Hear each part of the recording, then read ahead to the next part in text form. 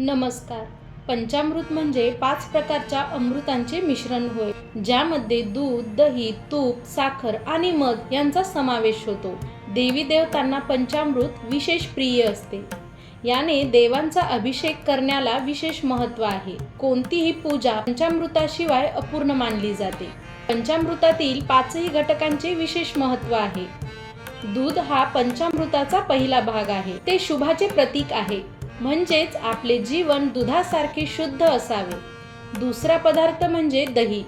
त्याचा गुण म्हणजे इतरांना स्वतःसारखे बनवतो. दही अर्पण करण्याचा अर्थ असा आहे की प्रथम आपण स्वच्छ राहून सद्गुण अंगीकारून इतरांना आपल्यासारखे बनवावे. त्यानंतर तूप हे आपुलकी व प्रेमाचे प्रतीक आहे. सर्वांशी प्रेमाचे संबंध असले पाहिजेत ही भावना आहे. मधामुळे शक्ती मिळते. शरीर आणि मनाने बलवान माणूसच यश मिळवू शकतो.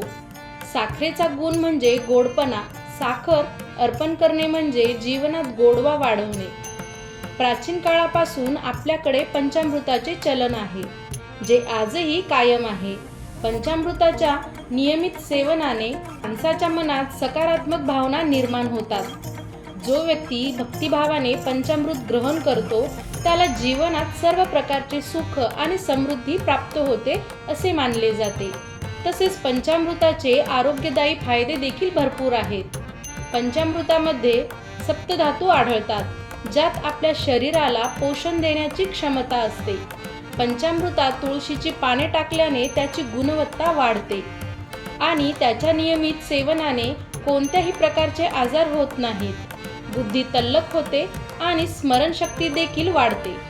पंचामृत पिण्याचे तसेच बनविण्याचे काही विशेष नियम आहेत. आयुर्वेदानुसार पंचामृत बनवताना तूप आणि मधाचं प्रमाण समान नसावं, त्यामुळे त्याचं विष बनतं. नेहमी ताजं बनवलेलं पंचामृतच प्यावं. पंचामृतात दही घातलं जातं, जे काही काळाने आंबट होते आणि त्याचा वासही बदलतो. त्यामुळे पंचामृत जास्त वेळ ठेवू नये. पंचामृत तयार करण्याची शास्त्रोक्त पद्धत किंवा कोणता पदार्थ किती प्रमाणात घ्यावा, तर दूध 16 चमचे, दही 8 चमचे, मध 1 चमचा, तूप 2 चमचे, तर साखर 4 चमचे. अंदाजे हे प्रमाण लक्षात ठेवून दुधाच्या अर्धे दही, त्याचप्रमाणे साखरेच्या अर्धे तूप आणि मध 1 चमचा असे मिश्रण तयार करावे. हे मिश्रण अमृतासमान मानले जाते. पूजेनंतर पंचामृत तीर्थ म्हणून घेताना ते नेहमी उजव्या हाताच्या तळव्यावर घेऊन प्राशन केले जाते. हे घेताना मनात शुद्ध विचार असावेत, जेणेकरून त्याचा आध्यात्मिक लाभ पूर्णपणे मिळावा. अशाच नवनवीन माहितींसाठी चॅनलला नक्की लाईक, शेअर आणि सबस्क्राईब करा. धन्यवाद.